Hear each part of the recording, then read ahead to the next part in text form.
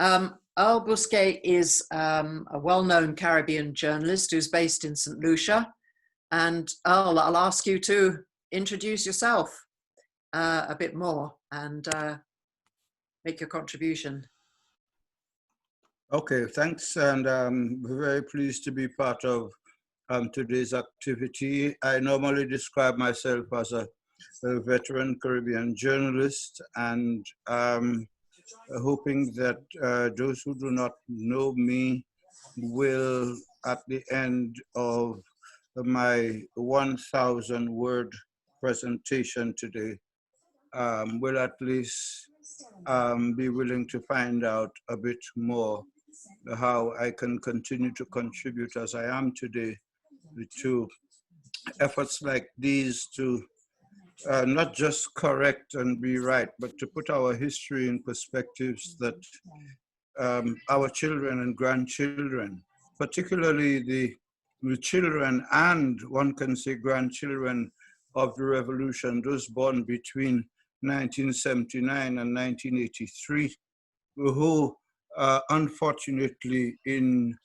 too much of a large number have no idea of what contributions the revolution made to their day-to-day lives today, which contributions will naturally not have been pointed to them by the prevailing forces over the period, the 37 years since 1983. But efforts like these,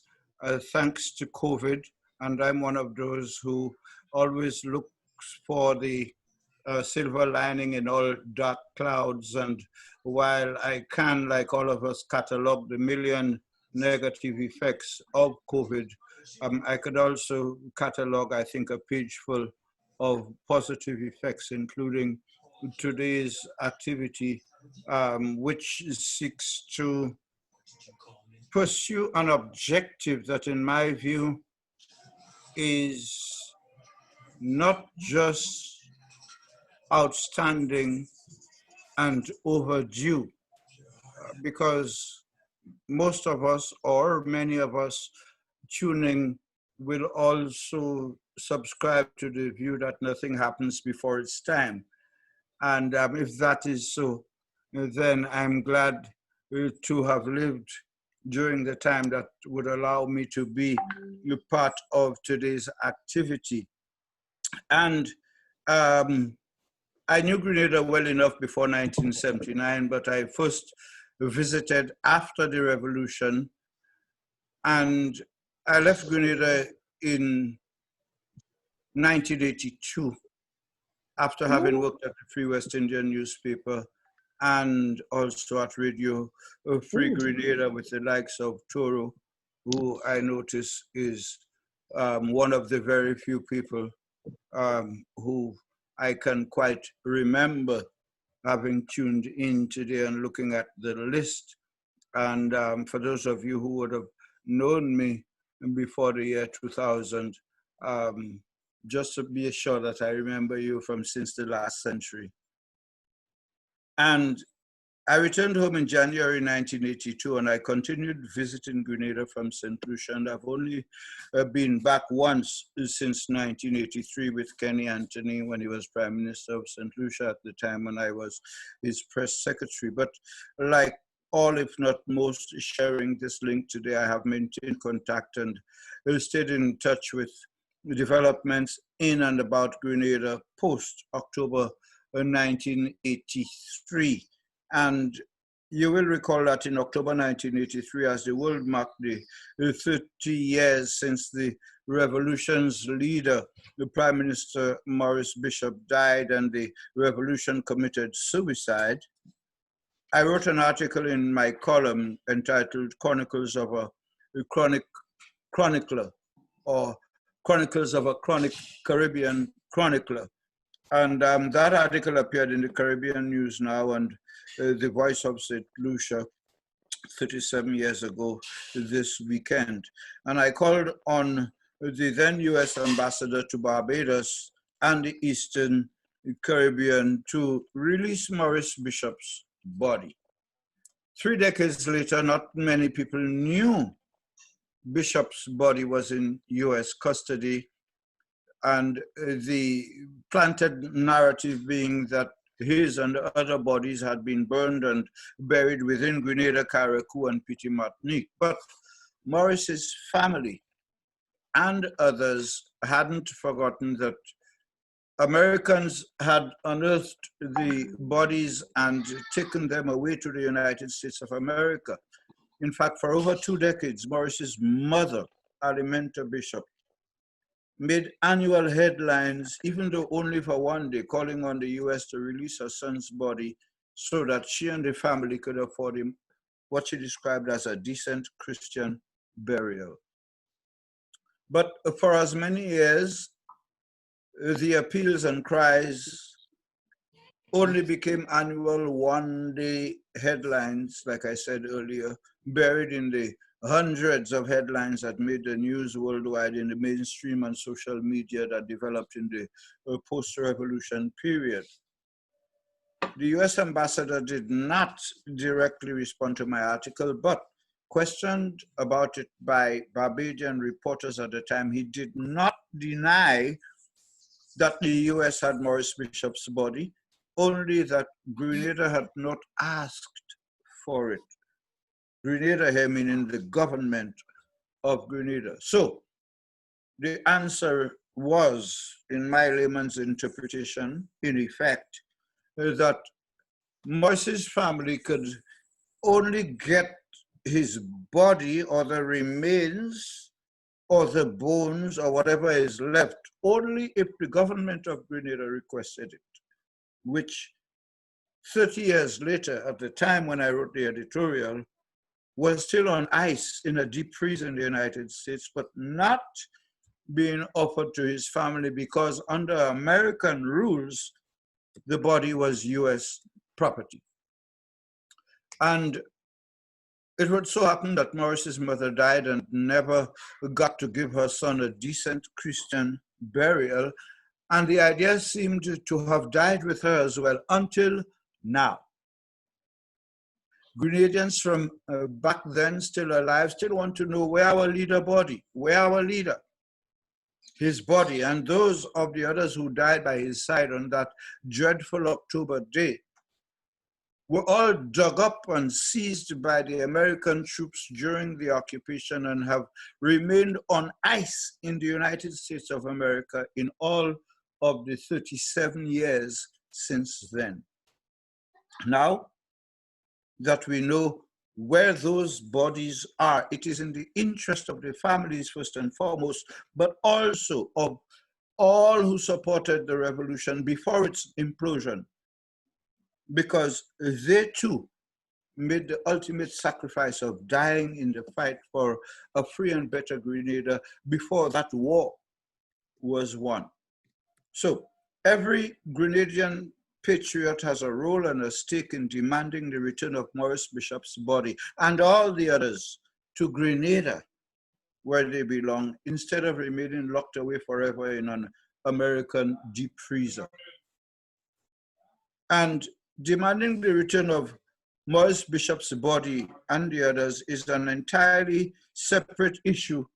from how they died, because how they died has nothing to do with where their remains should be today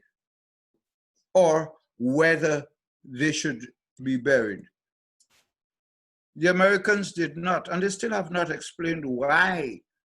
they have for so long held on to Maurice Bishop's body in particular. But one short answer came 28 years later, after 1983, in 2011, after the US troops invaded Pakistani airspace to capture and kill Osama bin Laden and claimed to have dropped his body overboard in the deep blue sea so that, mind the words, so that no shrine or monument can be erected in his name or memory. I repeat, Osama bin Laden's body was allegedly dumped in the ocean where nobody is supposed to know or remember, so that no shrine or monument can be erected in his name or in his memory. And his mother, Mrs. Alimenta Bishop, would die in August 2013, 30 years after his body was unearthed and taken by the Americans without him getting a funeral with a gravestone in Grenada and without a shrine or a memorial in his honor and that of those who died with him on that day when the revolution committed suicide. But there is also more recent reason to understand why the Americans ignored a Caribbean mother's plea to be allowed to give her son a decent burial. And that explanation is the COVID crisis,